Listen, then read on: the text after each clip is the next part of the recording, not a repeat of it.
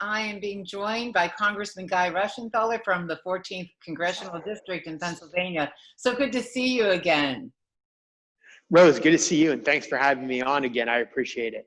Oh, I love doing this with you, and so does your district. So there's so much to talk about right now. There's a lot going on, and I thought perhaps you could bring us all up to date. When we talk about, now we're talking about police reform, and then you might want to kind of differentiate that between police reform versus defunding the police. A lot of discussions being had right now. I don't think anyone would disagree that it doesn't hurt to take a look at reforming some of the ways that they conduct business. Your thoughts? Well, Rose, there's so much that we need to take a look at, and there's so much common ground that we could have with the Democrats. And I'll give you a few examples. One is transparency. We're all for more transparency. So the idea to have a national database with any misconduct is good. So bad police officers don't get passed around from municipality to municipality. That's a good thing, clearly. There's also training that we can rally around. I think the police should be afforded more training on how to de-escalate situations, training on how to use methods that do not pose a risk of lethality, for example. And then there's also making sure you can terminate bad actors in the police department. So those are the three things we all have in common, and we should be working toward that goal. Instead, which is true to form, the Democrat Party has been hijacked by their far left liberal base, and they're talking about defunding the police. That's the exact opposite of what we need to do. Set aside that that's probably the worst public policy that I've ever heard, defunding the police. It doesn't even make sense. But what we need to do is we need to have additional funding for police. We need to make sure they have funding for more training. We need to make sure that we have school resource officers, officers in school doing the DARE program, making sure students get help. That's the first level of community policing. We also need funding for mental health within the police departments. Police are much more likely to die by suicide than in the line of duty. They also have high rates of PTSD, they have high rates of depression, and like I said, suicide. So if we can give them more resources to deal with mental health challenges, then we should be doing that. Defunding the police is dangerous, it's reckless, and Rose, I'll tell you what it's gonna lead to. Affluent communities, HOAs or just street by street, those communities will hire private police forces or they'll hire security firms, right? And then the most vulnerable communities will be left without police. And we know that when policing goes down, crime rates go up. So the sad irony of all this is that defunding the police is just going to leave the most vulnerable communities even that more vulnerable.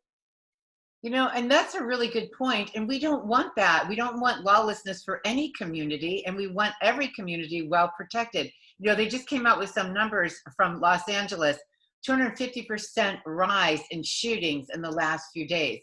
Those are the kind of things that you can see happen when we talk about defunding the police. So there's two separate issues. One is we do need accountability and we need reform. No one's going to disagree on that. And I think it's really good that you're telling me that there is a possibility for bipartisan work going forward. Well, there is. There is, but again, the Democrat Party has been hijacked by this far left radical base, and in recent days, they've been trying to de-emphasize the defund the police movement. But don't be fooled by that.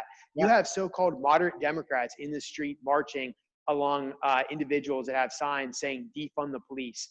You have Mayor Garcia in LA. He's already moved something like $150 million away from the police department. So you tell me about if that's defunding the police or not, but when you're moving resources away from the police, that is making sure that they're getting defunded. So I think it's a problem, and it's something that we have to combat, but we can't allow them to just skate around this issue. They are calling to defund the police. But if I could just add this, Tim Scott, he's a good friend of mine. He's a senator from South Carolina. He's coming out with his own plan. Also, Pete Stauber, another really good friend of mine, a fellow freshman in this new class of freshmen. He's a former police officer. He's working on his own plan. So we're going to have an alternative plan to the Democrat far left plan. Yeah, and I'm glad that you mentioned, because there is a push now to repackage the defunding narrative. So yeah, so thank you for staying on top of that. And I hope that you'll continue to push those things that make a lot of sense. We want to protect citizens, all citizens, from any kind of brutality. and whatever it takes to make sure that that gets done. But it certainly isn't defunding the police. But you're right; it's in putting more money into training and so forth. Right. Can we talk about the economy right now? Because we had Yes. numbers come out, and again, we've said this before. You and I, the only person that can make sure that we get back to where we were in this economy is Donald Trump, the one who gave us a great economy for everyone: Hispanics, African Americans, women, youth. He's the only one that can bring us back.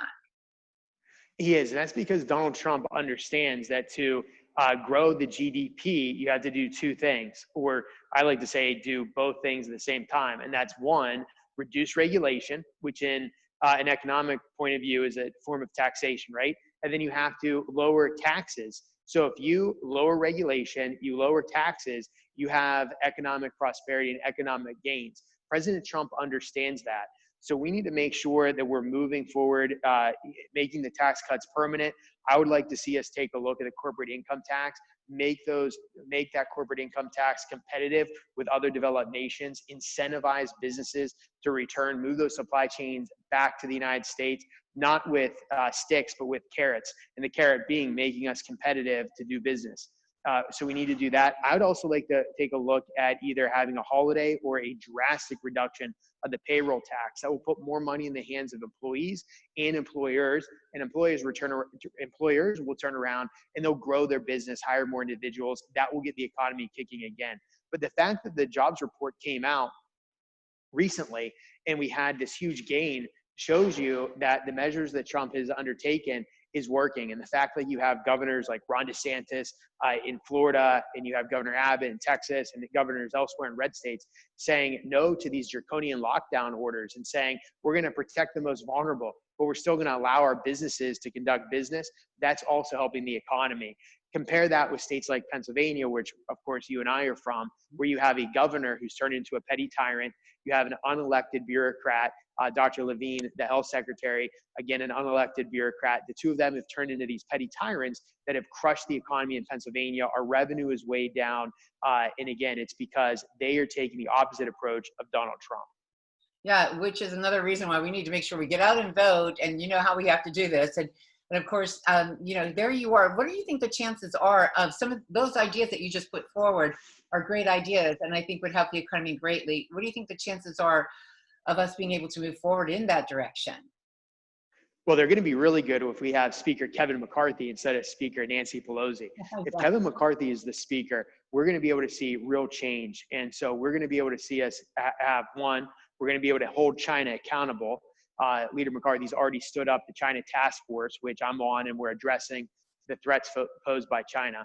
So that's number one. You're going to see a lot of the supply chains move back to the United States because we're going to be able to cut taxes, reduce regulation, make the United States a place where businesses want to expand and move to again. Very well said. We know that you're so busy, so I'm going to let you go. And we thank you that you took the time out to speak to your district and to Pennsylvania as a whole. So thank you. Keep up the good work, Congressman. And I'm sure Thanks, we'll Rose. see you again soon.